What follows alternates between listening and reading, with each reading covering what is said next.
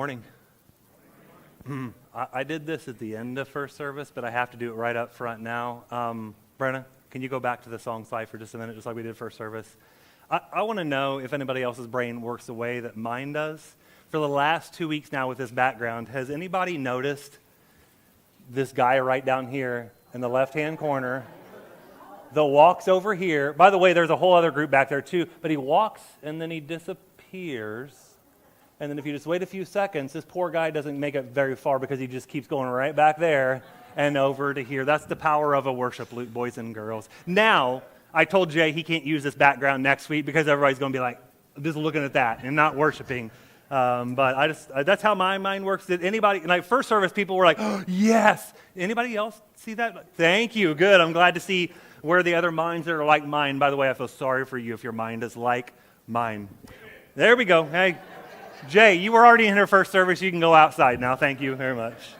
If you have your Bibles with you this morning, hopefully you do. Matthew chapter 15 is where I want you to open up. If you don't have a Bible, there's one underneath you or under you. And you can grab that, Matthew 15. We started last week into a series called The World of Jesus. And that word, world, is very important because it encompasses a lot of things that Jesus comes up against in his ministry. The people, the places, the cultures, the environments, the mindsets, the attitudes, and on and on and on of what Jesus experiences as he does ministry around this little tiny area. You remember where we were talking about last week? What was that region called? Starts with a G? Galilee. Yeah, Galilee. There you go. You put it all together. Galilee is where he is at. It's this little space, this little tiny, just about 11 square miles or so, maybe a little bit more than that he does 90% of his ministry. And there's a reason that he does that. Because although this is a small little area, don't be mistaken that it is a highly diverse area. You're going to see that as we continue to go through this series, but also as we continue to talk today about a very different place. Now, last time we talked that Jesus grows up in the hometown of Nazareth, and he moves in Galilee to a place called what? Does anybody remember? Starts with a C. Capernaum, all right? However you want to say it. Doesn't really matter how you say it. Capernaum, all right? He goes there, a little fishing village, and today he begins and takes a really big trip all the way up out of, like, almost the furthest north you can go into Israel to go into a region and a place that is far different than Capernaum, far different than most of the towns and villages that Jesus would have gone through as he engaged in ministry. And again, we talked last time about how all this impacts him. We know, guys, we have just studied before this 8 weeks in the Sermon on the Mount, and Jesus says at the very beginning of the Sermon on the Mount, and he calls his followers to go into the world to be a faithful presence that embodies his kingdom to a dark and a dying world. He says, what? Things like this: you are a city on a hill. You are the light of the world. You are the salt of the earth. He starts to use these metaphors to say the very same thing. I have chosen you to come out of this world to go back into this world with the message of the kingdom. That's what he has called us to. But here's the question for this morning. Here's the question not just for this morning in Jesus' ministry, but I think this has implications for us as well. What happens when the world around us is trying to do the very same thing in reverse? Like, we are called to be gospel carriers, to go in this world and to say we believe that the Jesus way is the best way to live life. It's the best way for this world. But you and I understand this, don't you? That we live in a world that's doing what? Pushing back on us, isn't it? It's exerting its influence on us. Do not be mistaken and think that because you go into the world, yes, we go with the authority and we go in the power of God, but all of the authority of the evil world, all of the authority and all of the power of the darkness of this world pushes back against us. Again, by the way, that's why we often feel in our lives conflicted. We feel like we live in a tension because we are living really in two worlds at the same time. The kingdom of God is what we live by, but the kingdom of this world is what we live in. And they see this, Jesus and his disciples do, as they enter and they encounter this very specific region we're going to talk about this morning called the Decapolis. We're going to be looking, like I said, at this region known as the Decapolis. Now, last week I started off with a picture. Next slide, Brenna. This is, again, Mount Arbel in Israel. And again, we asked the question last week, why would Jesus show up in this Galilee region, the Galilee region? Well, I don't know. Can you take one guess? It's just absolutely stunningly beautiful. But if we were standing here with Jesus on Mount Arbel, this is where we're at, and we look across that sea right there, actually it's not a sea at all. Nobody probably in Galilee today calls it a sea. It's a little lake. They probably don't call it the Sea of Galilee. It's known either to them as Lake Kinneret or the Lake Gennesaret is what they call it. But if you were to look across there, and very faintly in the background, you can see a mountain range, can't you? All right? Maybe you have to squint real hard. Maybe you'd have to come up here and you have to look at it. In fact, in the very next slide, I just took the liberty of highlighting it for you. Boom, there it is. All right? These are, and this is the place that we're going to talk about this morning, the Decapolis, and the people who lived there were referred to as Gentile pagans. In fact, the Jewish people had probably a stronger phrase they would call them. They would call them Gentile dogs. They didn't think very highly of this other place. Now, guys, this is just a few miles across here. You could see it on a clear day just like this, but it was worlds apart in the difference that it was between the Jewish culture on the western side of the Sea of Galilee. It's what we know. Maybe you've heard this phrase before when you hear them talking about the map in modern day over there. They would refer to a place called the Golan Heights. Has anybody heard that phrase before? That's it. That's the Golan Heights right across there from Israel. That's where the Decapolis was in Jesus' day. Now, we said this series last week and talked about why it was that Jesus relocates from Nazareth to Capernaum, a whole number of reasons. If you want to, go back and listen to that sermon to find out why he does that. Matthew makes mention that he left Nazareth, he went to live in Capernaum primarily to fulfill what was said through the prophet Isaiah 700 years earlier. In Matthew chapter 4, verses 15 and 16, it sounds like this. This is what Matthew says. In the land of Zebulun, we talked about last time, that's Nazareth, and of Naphtali, that's Capernaum, beside the sea, beside that lake, beyond the Jordan River, and this is a key phrase for today, in Galilee where so many Gentiles live. That's the Decapolis. Why does Jesus move from his hometown of Nazareth and come here to Galilee? That's what we're going to talk about today. He continues on and says this. What is this territory of Galilee of the Gentiles? It's a place, the people who sat in, listen to these metaphors, darkness have seen a great light. And for those who lived in the land where the death cast its shadow, a light has shined. That's Jesus. Now, I don't want to be the grumpy old man that stands on the front porch and yells at the world, but guys, the world that we live in today, it's a very dark world, isn't it? Now, I just heard somebody say this, and I hear this phrase usually a lot. They're like, where we're living and how we're living, the time that we're living today is like probably the worst time in history, isn't it? Have you read your history books? Have you read about the Roman Empire? Have you read about the Persian Empire? Guys, guess what? The world from Genesis 3 on has always been dark and dying and decaying. And yes, that's the world that we live in. The Decapolis is not something that's just there in first century. The Decapolis is here. We live in the Decapolis, and I'm going to show you today why I would say that.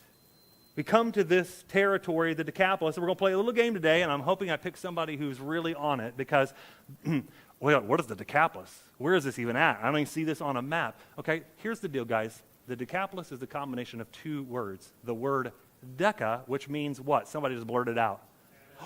Ooh, you guys are smarter than first service. Like, they were like, oh, I don't know. Like, Deca, all right, 10, and polis is what? The word for city. And so if you put those two things together, you have the 10 what? Cities. That's it. It's not rocket science. This was a group of city-states. 10 of them, probably by Jesus' day, there were far more than that. They were loosely connected, loosely a confederation, loosely an alliance of 10 cities. In fact, if you were to look at it, I've got another, I know it's going to surprise you, another map up here. If you look at it as like a political map here, all right, all different colors, this is what it looked like in Jesus' day. Like, and you would wonder, why don't these people get along? Because they're all from different areas. They all have different mindsets. They all come from different political spectrums. It sounds a whole lot like our world today, doesn't it? Every single day we're bumping up against that green little area that you see there is Galilee. It was ruled by a man whose name was Herod Antipas. He's a really big deal, actually, in the Gospels. He comes up over and over again. All of that yellow area there is a region known as Gaulonitis, and it's ruled by his brother, Herod Philip. And then that red there, down there, and then the next slide over, we'll just kind of put it right there. That's the Decapolis. That's what all this was here. And the Decapolis was a very, very different area, not just politically, but in every possible way. In fact, the very next slide is, oh yeah, there we go. The next slide is a city called Scythopolis. And again, you're looking at it and you're like, yeah, this looks like a bunch of ruins to me. But I just want you to look at that. And I want you to look at the scope and the enormity and size of what this city would have been back in Jesus' day. This would have been a no-joke city. This would have been a very hopping place. This is only representative of the culture, of the pomp, of the lavishness of the Greek way. That was what everything was about in Jesus' day. The Romans come in and they adopt all of the Greek ways, and they start to try to go around and say the Greek way is the best way. And again, these cities were organized in the 3rd and 4th century BC, well before Jesus comes on the scene. And what you need to think of when you think of the Decapolis and these 10 to possibly by the time Jesus shows up on the scene, 18 cities, because we're in the Midwest, and because I love my Indiana Hoosiers, I want you to think about the Big Ten Conference, all right? That's what I want you to think about. Now, we know today, I don't know what they've done, there's like 42,000 teams in that conference now, but it's still called the what? Big Ten Conference. Doesn't matter. I don't care if there's 18 cities, 22 cities, 48 cities. We are the Big Ten Conference. This is the Big Ten cities of this area here because it swelled, like I said, beyond those cities. These cities are planted in the heart of Israel on purpose. At least they are in the view of the Jewish people to be almost like a Greek outpost, a colony, a microcosm of what the Roman world really should look like. The showcase of all kinds of Greek culture right here in the land of Israel. And by the time that Jesus comes on the scene, who is the big baddie in town when Jesus comes onto the scene? What empire? The Roman. Everybody's trying to help you there. R and it ends with Om. Rome. Roman Empire. Those are the big baddies. And they have no really persuasion to change anything in this area of the Decapolis. They want to keep it intact because Rome has a vested interest in this area. Wherever Rome was in the 1st century and even before that, wherever Rome was, what else was there? Money, coin. And so what they would use this area of the Decapolis for was be kind of like a siphon to take all of the money from the area and then just shove it back to Rome itself, to continue to keep the empire chugging along.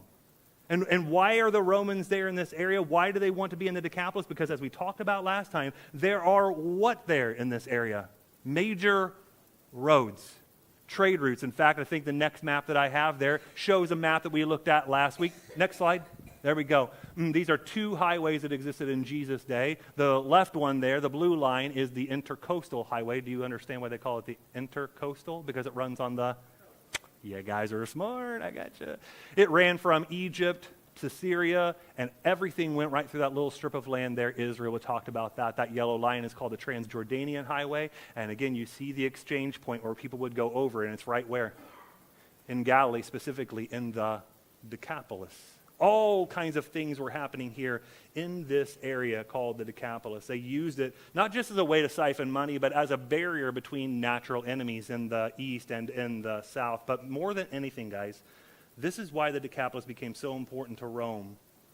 Because they had a ton of autonomy, but they existed to be a showcase, a trumpet for the Greek, Roman, and Hellenistic way and culture.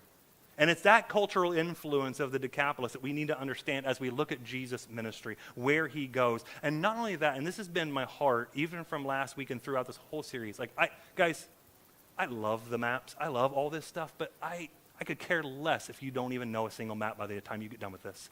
I want you to know this. This isn't just about 1st century Jesus doing ministry. This is us. We look at Jesus, how did he do ministry, is how we do ministry in our world today. You're like, well, that doesn't sound possible because like he's Jesus, right? Yeah, but he's 100% God and he's 100% human. And he does ministry in a particular place, in a particular way, so that we would pick up on the model of what he uses to go to our own Decapolis in our lives. In fact, biblical scholar Paul Wright talks about this Greek way of life, that Hellenism, Greek way of life, was an all-encompassing way of life. It was a package of thought and behavior that defined one's view of self, others, and the world at large. Guys, it was a comprehensive and in-your-face worldview. As I read that phrase, it makes me kind of perk up a little bit because, you know, it's not all that different from what we're called to do as followers of Christ, right? We are called to go into this world to carry a message and say, you know what? I believe that Jesus' way is the best way. And in Jesus' time, there was a competing philosophy that was called the Greco-Roman way, and they said, actually, we think this is the best way. And those cultures couldn't be more opposite and collide and clash, and that's what happens when you go into a place like the Decapolis. That's what happens when you go into these different areas. The Greeks felt that they had really refined their thinking, that they had a better way of seeing the world than the rest of the world, that they almost felt a sense of responsibility, a burden to go and share that better view of the world with everyone. It sounds familiar, doesn't it, right? We are called to share the gospel, to share God's way of life with the world because we believe it is the best way. At that point, they're not that different, but they couldn't diverge in more different ways from there. Culturally, again, these people were enculturated and they were Hellenized. They were Greekified, if you will, for a very specific reason. Pretty soon, everybody in the world, Alexander the Great comes through. You've heard of that guy, right? One of the greatest military strategists, conquerors the world has ever seen.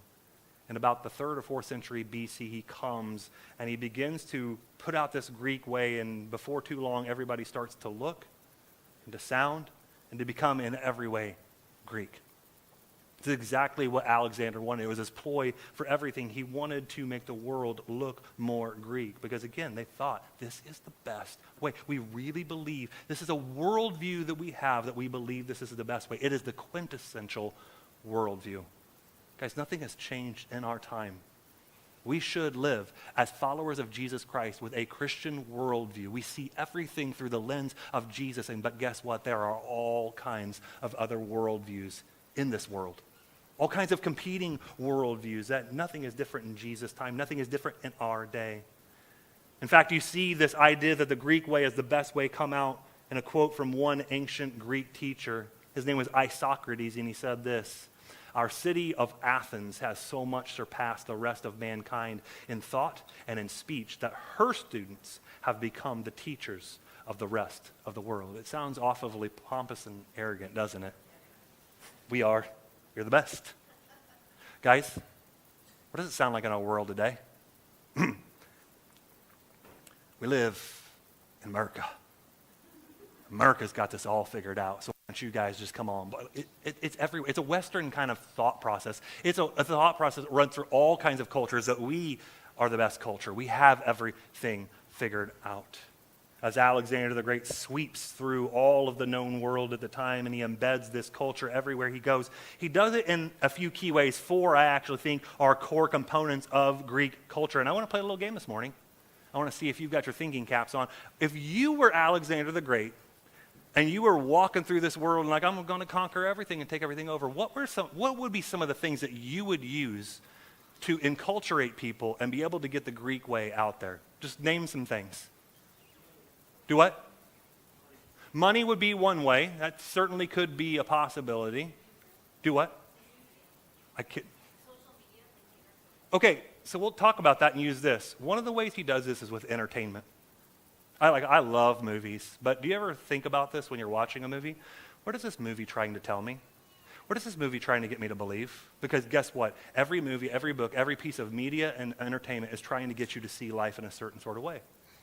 So Alexander would do this, but he would use the theater, and particularly he would use the media of comedy. Now, I love all kinds of movies, but like you cannot be a good comedy, all right? Like I'm talking like Dumb and Dumber. Like that's comedy, all right? That's dumb. Right? That's why they call it that, Sherry. It's Dumb and Dumber. All right? They would use comedy because, guess what? Have you ever been sitting and watching a movie and you find yourself like, whether it's like a drama and it's like gripping your heart, or it's a comedy and you're laughing about it. If you can get people to laugh about things, you can get them to begin to consider things. And if you can get people to consider things, they start to kind of live their life that way. And they start to live their life that way, they really just start to accept everything of that particular way of life. You're like, ooh, that's genius. Alexander's genius. He uses entertainment. What else do you think that Alexander may have used as he comes across the known world to get people to live a Greek way?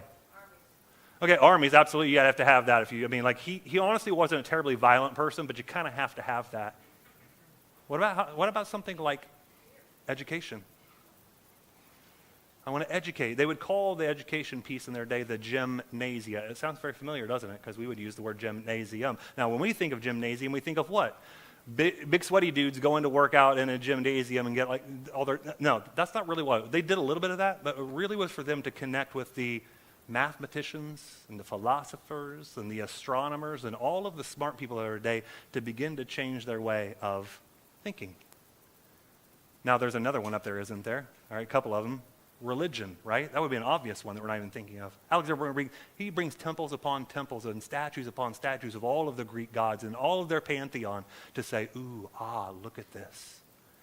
And then like the most obvious one that we don't think about, guys, is what? Language.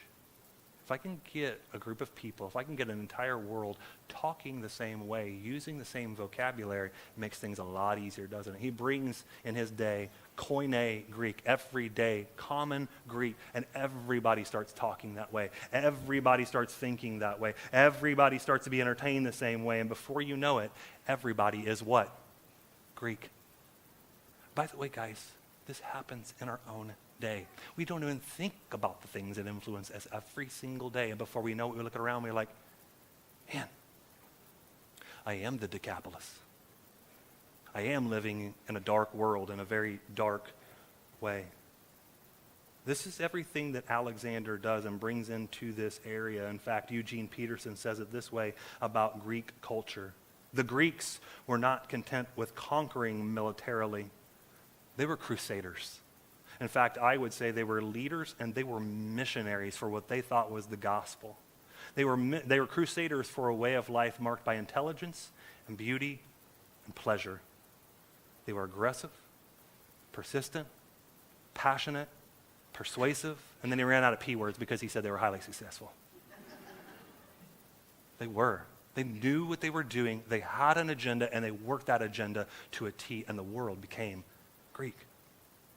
This is one of the biggest things that we need to understand about the mentality of those in the Decapolis, even in Jesus' day. They are cultural crusaders. Our way of life is the best way of life. I want you to imagine for just a moment that you are a young Jewish boy or girl, and all you know from the other side of the Sea of Galilee is these little towns. I've got a picture here. These were the towns here. This is a picture of Bethsaida. It's a little fishing village, and you look at it and you're like, that's it? Yeah, that's it. So all these towns were in Jesus' day. They were just little tiny fishing villages, little tiny towns. And I want you to imagine you've grown up your entire life in that place there, and then you would look across to the other side, or you possibly might go across the other side, and you would see a city like this. This is the city of Hippos. Next slide. There you go. That looks really different, doesn't it? When Jesus says this, by the way, I'm convinced that at least part of his Jewish audience would have had this in mind. You are a city on a hill. May I present to you exactly what he's talking about? Again, a fortress, a city that had all the lights and all the glitz and all the glam. Every night in your childhood, you've looked out across that water and you've seen these big, beautiful city lights lighting up the night sky, and you come here and you just see all of this Roman culture.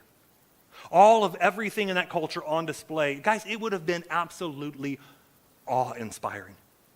It would have been overwhelming. I am a little hick boy from a little hick town in Cayuga, Indiana, of 1,000 people. I've done most of my ministry in small little towns. Is anybody else like me? I mean, I usually am not all that weirded out by being around a lot of people, but when you go to like big cities and you're around a lot of people and there's lights and stuff going on, does your senses just get overloaded? You're like, I don't know where to look anymore, all right? That's what it would have been like in Jesus' day, to go over to a place like Hippos and be like, wow, I didn't even know this was possible.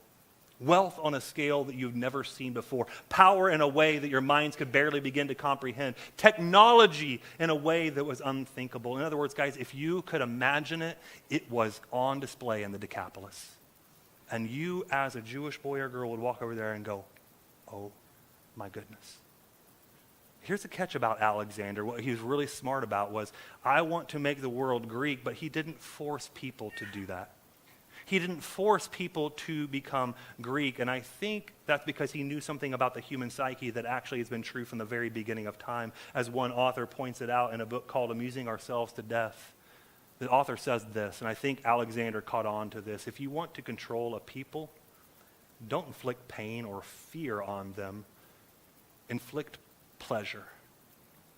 The best is at your fingertips. You guys understand that, don't you? You feel it in your lives all the time, that you begin to get a little bit of something. You just really like that something, and before you know it, that something, what? Has you. It's grabbed a hold of you. You can't think about anything else in your life except for that one thing, that one little bit of pleasure, that one high that you want off of something that you are going after in your life. I want you to take everything that we just talked about in that little span of time and apply it to what I'm about to lay out and what Jesus does. The Gospels use a very interesting phrase to describe the moments when Jesus crosses from the western side of the Sea of Galilee, places like Capernaum, and he goes to the eastern side. There's this little phrase that shows up in Matthew and Mark and Luke, and it's a simple little phrase, and he says, boys, we're going to leave here and we're going to go to the other side. And you're like, that's it? That's a phrase? Like, we would look at that and be like, yeah, dummy, look at the map. He went there to the other side. No. That's not what Jesus is talking about. It's a very technical Greek phrase that he uses. And he's saying, we're going to the other side. Like when you were growing up, did you ever hear phrases like this? Oh, we don't go there. That's the wrong side of the what? That's the dark side. It's like so Star Wars-ish, right? The dark side. Like this was every Jewish mom and dad saying to their kids, you do not go over there. That's the wrong place to be. And yet Jesus says, so I want you to imagine this. Jesus, one of the first times he says that he's in a boat, he's just calmed a storm, and actually before that he said, hey guys, I want you to get in the boat and we're going to go to the other side. Do you imagine what every single disciple in that boat's doing? They're looking at each other going like, did he just say what I think he said? The other side. Yeah, Jesus says that's where we are going to go. Again, there's a dimension to it that they are crossing from one political district to another, but there's something even greater than that. This is the wrong place to be at the wrong time. You remember the story in Luke chapter 15, Jesus tells a series of parables about lost things. He talks about a lost coin, and he talks about a lost sheep, and he talks about what? The third thing, a lost son. We call it oftentimes the prodigal son. You remember the story, don't you, right? Jesus, this young guy, this little young buck, just upstart guy, he's going to live my life. Dad, and this is what he says, literally, this is what this would translate out. Dad, I wish you were dead so that I can inherit your money. How does that make you feel as a parent? Kid comes to you and be like, I just want all your money. I don't really want you. I just would like for you to die so I can have my money. For some unknown reason, the father doesn't kill his son. That would have actually been like the thing that they would have done in Old Testament days. Stoned the child. He says, here you go. Have fun, kiddo. And what does it say he does? Takes all that money and he goes and he squanders it all away on wild living. Now, it says a very particular phrase in Luke 15 that he goes to a far country. And we would think in our minds like, oh, what part of the map would he go to? Like super duper far away. Where do you think he went? I'm convinced. Because what does he do as he's there in that far country? He says, I ran out of money. I don't have anything to do. What am I going to get for a job? What does he end up doing? Pig farming. Did you find pigs in Jewish Galilee? Ain't kosher. Where in the world would they have gone to do pig farming? Decapolis. Far country. It's got to be super. No, it's worlds apart, but it's just right across the sea. And he goes and he squanders all of that in this far country. As listeners hear this, they're like a far country, wild living pigs again. That's the Decapolis. It's a quintessential far country. It's far from God. It's the dark side. In fact, a group of scholars wrote a book, and they said this in the book about the other side. Going to the other side was nothing less than crossing enemy lines into the realm of Satan. That's a pretty big phrase, isn't it? So you understand when Jesus uses this phrase, it means something. These guys are like, we are not going to the other side. But here is the thing, and guys, this is so elementary and so basic. It may be the other side. It may be off limits. It may be where no good Jewish person goes, but guess what? Jesus goes there. And he takes his disciples on.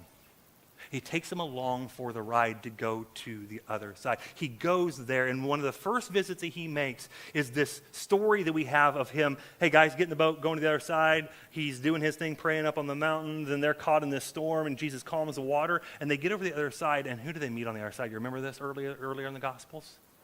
This dude that's completely out of his mind. He's a demoniac. He's demon-possessed, going crazy. Nobody can even get close to this guy, and Jesus walks up to him.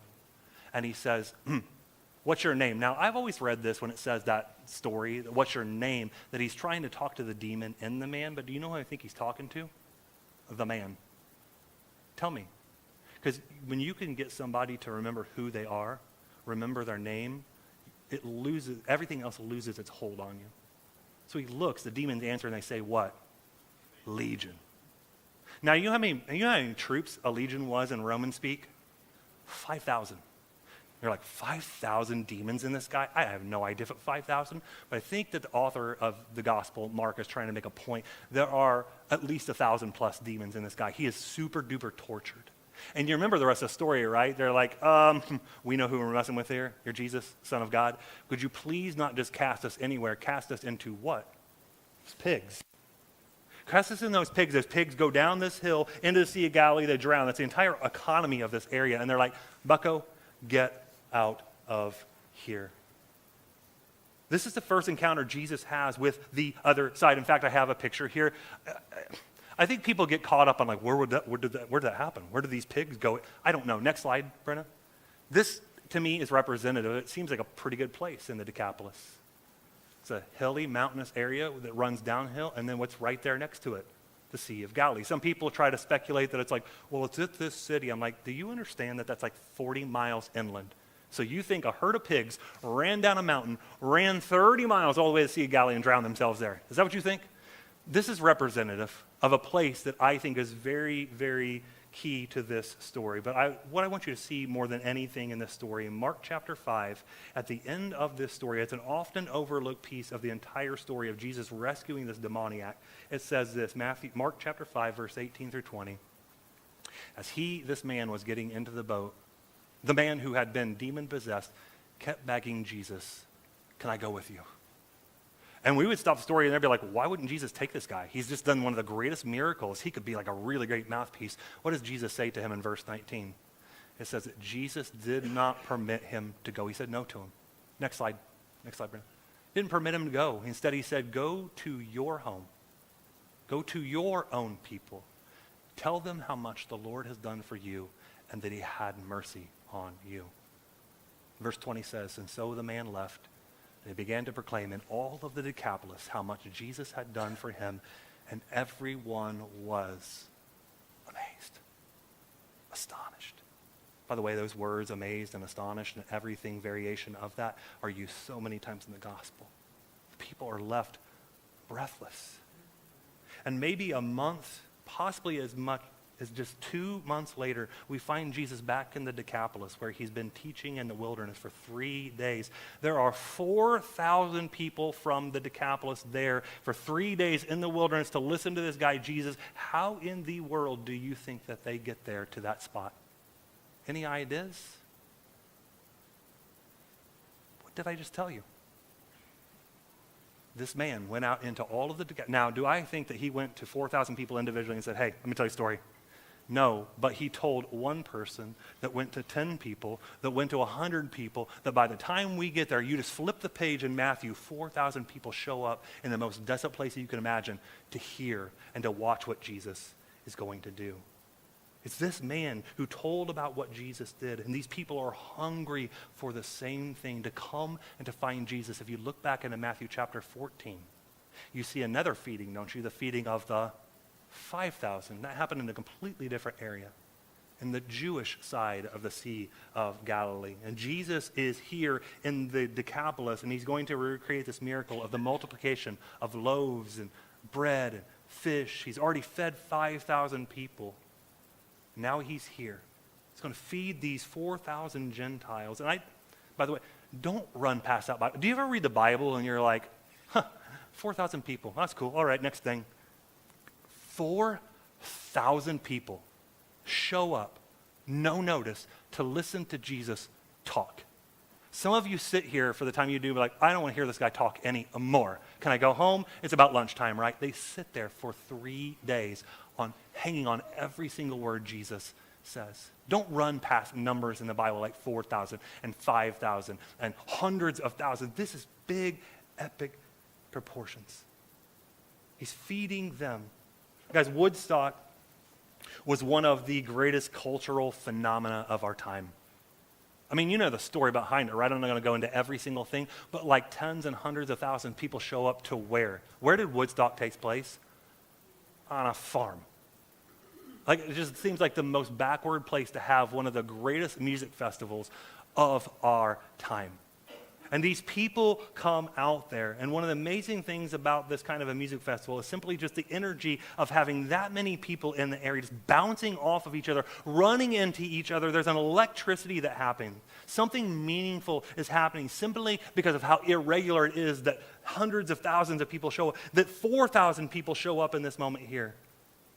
To grab a bunch of people, just go out into the woods, get together, listen to things, and see what happens. That was the spirit of Woodstock. That's the spirit of what I think is happening here.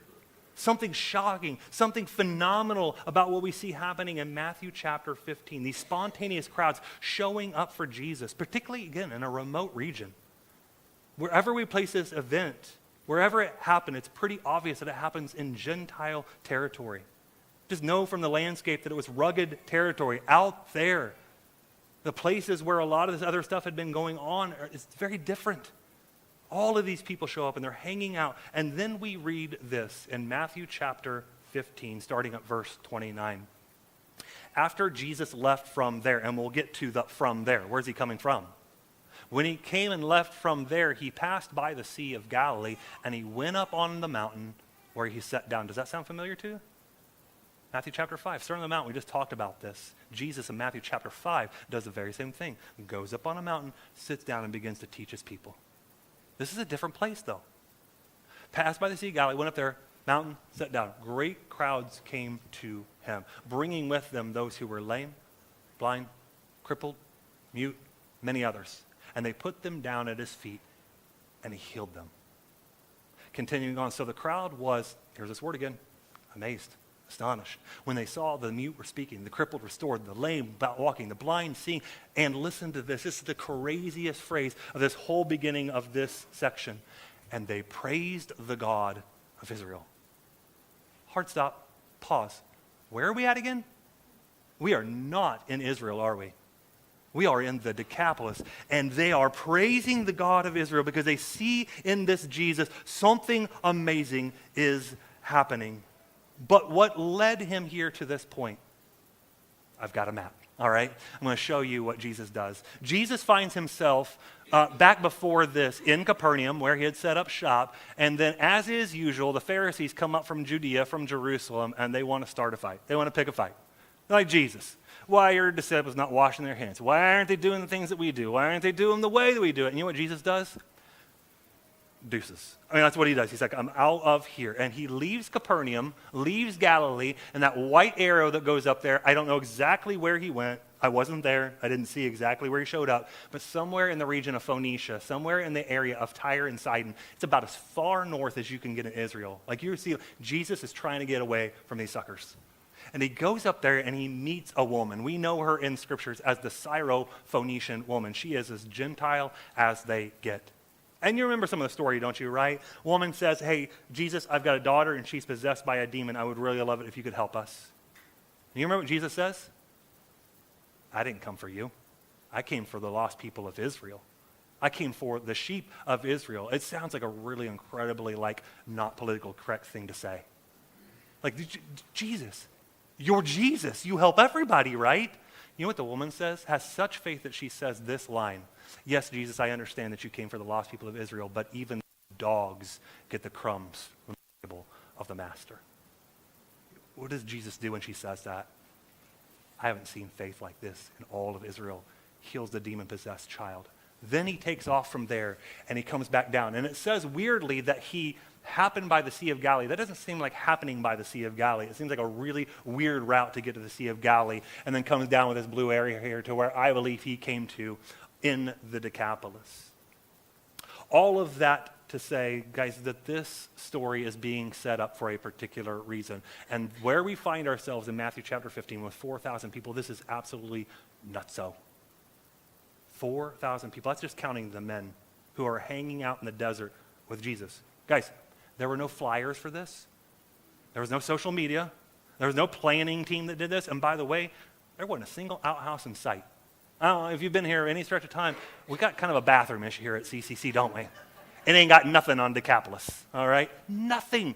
Nothing out there for them, and they're there for 3 days. Just think about it, guys. What would it take for you to go to somewhere like Woodstock? Or in this case, what would it take for you to go to Decapolis, the greatest festival that you've seen on this side of the Sea of Galilee? No notice whatsoever.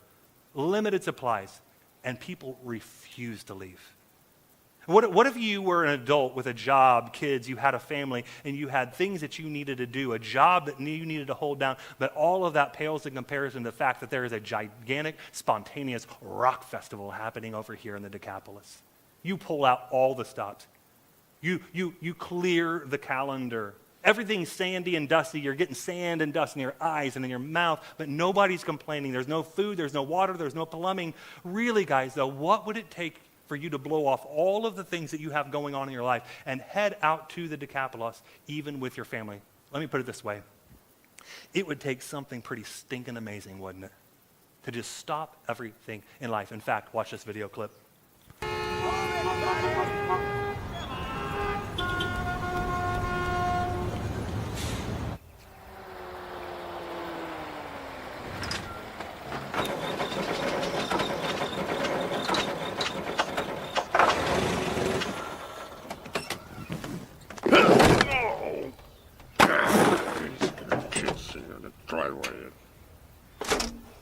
Oh, great.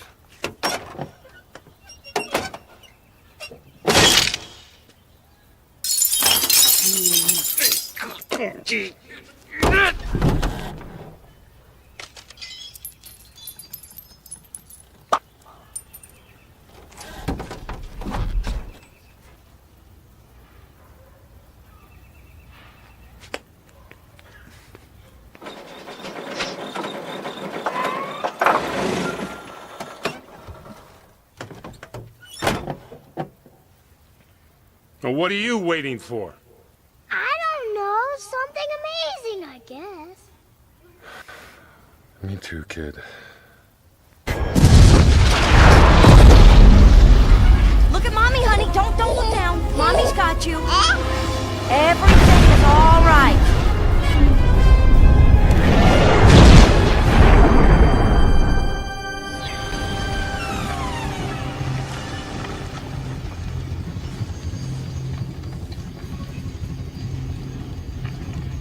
That's my girl. Does this mean we have to move again? Oh, man. That was totally wicked! By the way, one of the greatest movies of all time. Do you know what I think that a lot of us are looking for in life? I think we're all looking for something amazing. Yet we just continue to live our lives every single day, kind of like Bob came home every single day from a really boring, terrible job. It was just, we're just looking for something amazing. Guys, I think the same thing is true here in Matthew 15. This crowd has already seen a bunch of amazing things, people being healed, miraculous stuff, and they're not leaving. Why not? Like, what are they waiting for that they would continue to spend days in the wilderness with Jesus? If they've been amazed to this point, they're about to get something even more, as the little boy says, wicked. Like, I mean, we might imagine that these were simple people. They didn't have anything to do. They're just sitting there. They're not simple people. They're people like you and me. They existed in an economy and in a social setting. They had their own set of concerns and a wide array of things to do, families to keep track of and to keep care of, and they all went on this spontaneous 3-day-plus camping trip to the middle of nowhere with no plan whatsoever. Several thousand people show up for an event, again, with no pre-planning, no tickets, no parking, anything like that. Guys, something really unusual is happening here in Matthew 15. Something actually unusual happens a lot of times when Jesus shows up. Jesus' reputation, I'm convinced, preceded him. Again, Jesus has already been over here. He healed this demoniac. This demoniac went and told all of the Decapolis, and like, oh, we've got to see this for ourselves. And scores of people show up. They have this mindset. I don't care what it takes. This is our chance. We have to go. It doesn't matter if we are irresponsible, if it looks like we're irresponsible. These people had heard all about what was going on with Jesus. And that's why this crowd assembles. He didn't invite anyone. In fact, the whole story is tipped off that John the Baptist, his cousin, is beheaded and killed, and Jesus grieves. All he wants to do is grieve and get away with people, and people just keep coming to him, and he keeps ministering to them. He didn't invite anybody to be a part of this. Everyone is like, Jesus is in town. In fact, just I want to think about this for a moment, guys. Think about this story. People giving up everything. People giving up all of their livelihoods to go and just to sit at the feet of Jesus. What would it be like in our lives? If just part of every single day, it doesn't have to be glamorous, it doesn't have to involve a bunch of miracles, but the miracle of all miracles would be that we would just, in our busy world, just sit at the feet of Jesus. Take Jesus in. Be amazed by who Jesus is. People, Jesus is in town. We're close enough. It's close enough for me. Guys, this is an enormous social phenomenon that is occurring here in Matthew 15. There is no revolution. There's no zealotry like we talked about last week. It's just redemptive curiosity. Let's go out to the countryside. Let's go out here. We have no idea what's on the schedule. We have no idea what he's going to do. We just want to hang around this guy and see if we can get his attention and see if he is who everybody says he is. Maybe their priority was like, you know what? I'm actually hungry. I want my physical needs met. I've heard he's done this. Maybe he can fill my belly. I don't think that was the biggest reason. I think the second priority was, let's just see if we can find out what he wants, why he's here, what is he doing. And you get to this point, and Jesus is still healing people, and people are still just hanging around. Crowds going, and people are coming and going. The conclusion is, guys, there's no reason for us to leave. We just want to stay right here. Not like, you know what, maybe I'll have more time to watch people get miraculously healed in a couple weeks. I'm just super really busy right now. Got to go do this thing, Jesus. No. Your whole life stops when you come to terms with Jesus. Your whole life stops when you find out and you figure out this is who Jesus really is. This is your one chance to see the guy everyone has been talking about. And so the rest of the story rolls out this way, starting in verse 32 of Matthew 15. It says, then Jesus called his disciples to him and said, I have compassion on the crowd, on this crowd of Gentile people, because they have already been with me 3 days and they have nothing to eat. This sounds very familiar, doesn't it? If you know the story of the feeding of the 5,000, he says the same words. He says, I don't want to send them away hungry lest they faint from exhaustion on the way. By the way, if I were Jesus, this would have been the point that I probably just packed up the entire ministry and said, I done. The disciples said to him, well, gee, boss, where would we be in such a desolate place find enough bread to feed such a great crowd? Jesus is saying, guys, I just did that a month ago with 5,000 people. Like, what are you knuckleheads thinking?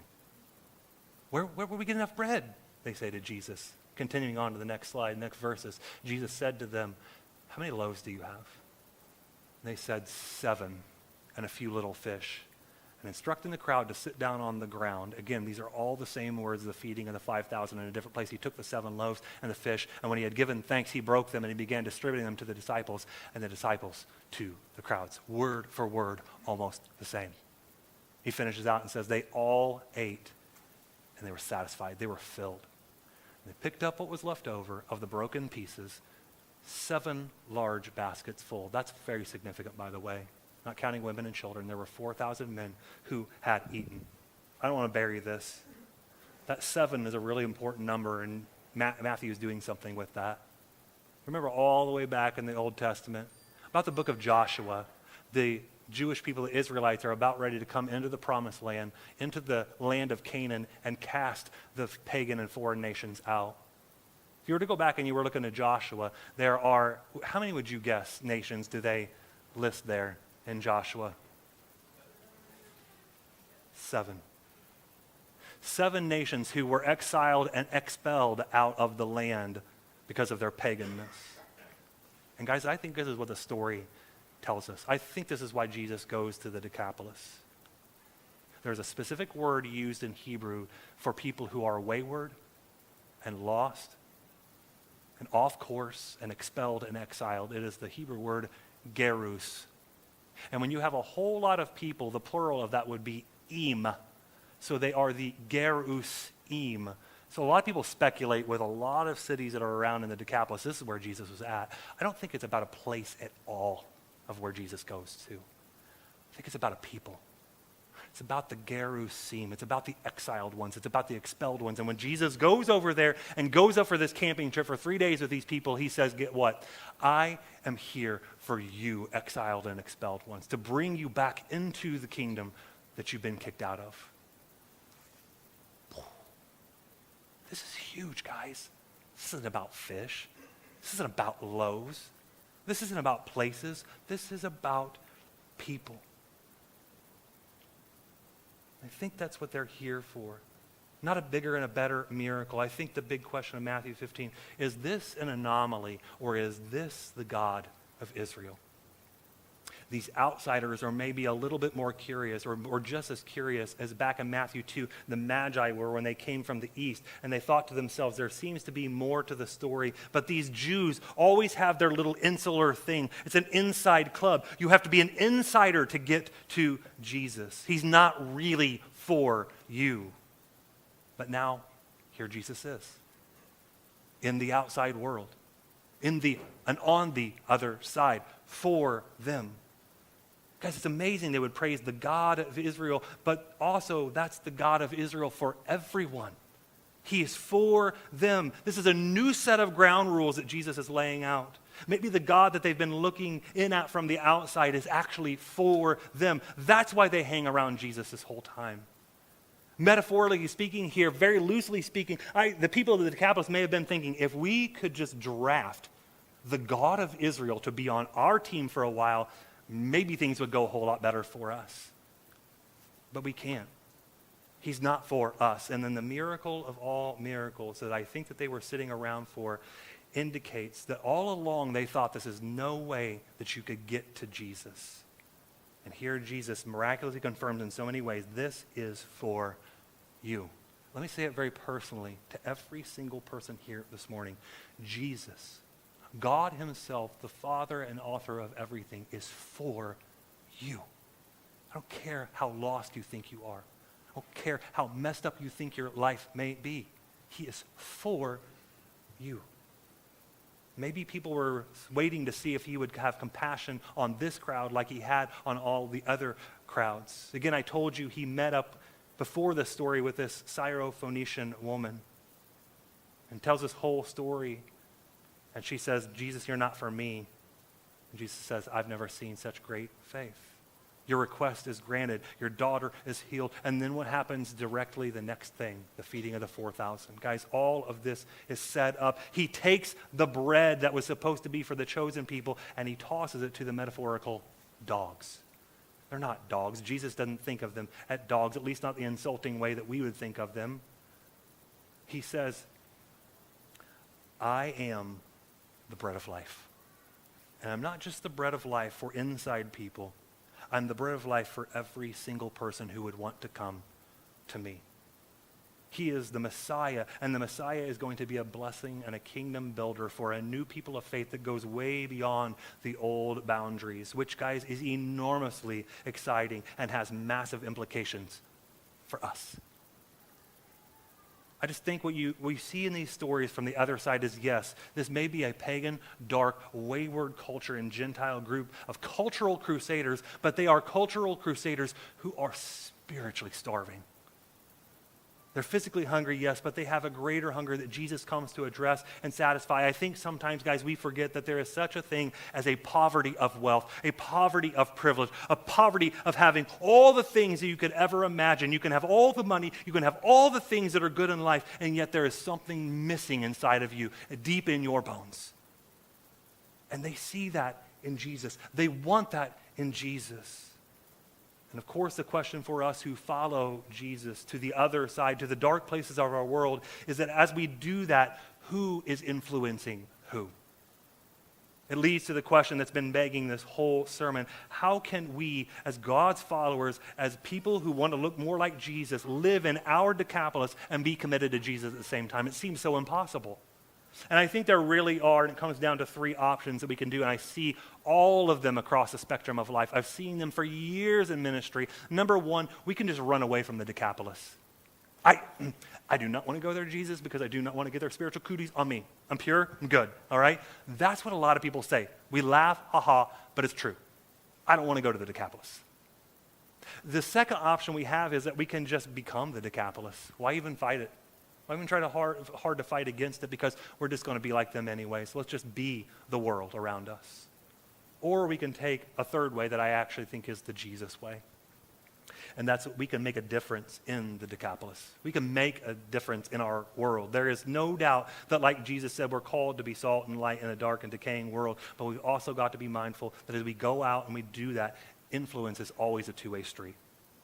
As you seek to influence others for the kingdom, there is always an exchange that is going on. There is a kingdom of darkness that is also seeking to influence you in return. So here's a thought for us as we ponder and close things out this morning. What does it look like to follow Jesus into the Decapolis? Yes, we have to steward our influence.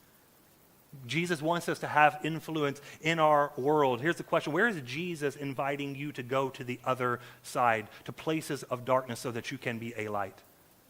You can be a kingdom influence. You're called to be a kingdom influence, but be mindful that as you do this, another question should crop up. Are you also stewarding your influences? Not only are you an influence, but are you aware of the way in which you are being influenced by the very people that you are trying to change, the cultures that you are trying to transform? Because it's something very different to just absorb your influences versus choosing your influences. So are you carefully selecting? Are you curating the cultures in your life that are influencing you? Are you wisely discerning the way the cultures you inhabit are influencing for better or for worse? I think we have to understand that, guys. Jesus absolutely calls us to go into this world. But if we're going to go into this world and we're not going to think at all about the way the world is trying to get to us, we're going to lose every single time.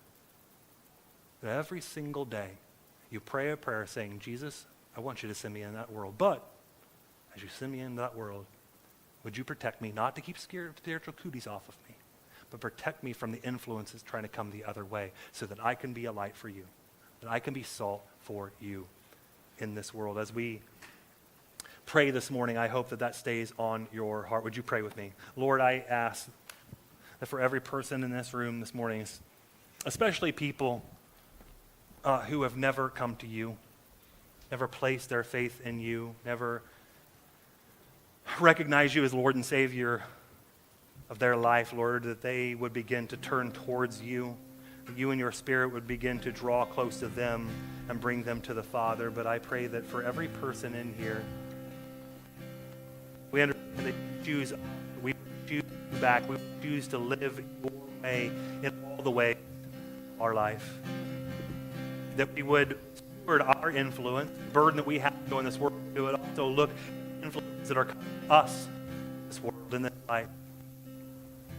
And we will choose you every single time. We will choose something amazing every single time, because wherever you are, wherever you show up, the people and the places that you come to, Lord, you change everything. You change us today and continue to change us the rest of our life. In Jesus' name we pray. Amen.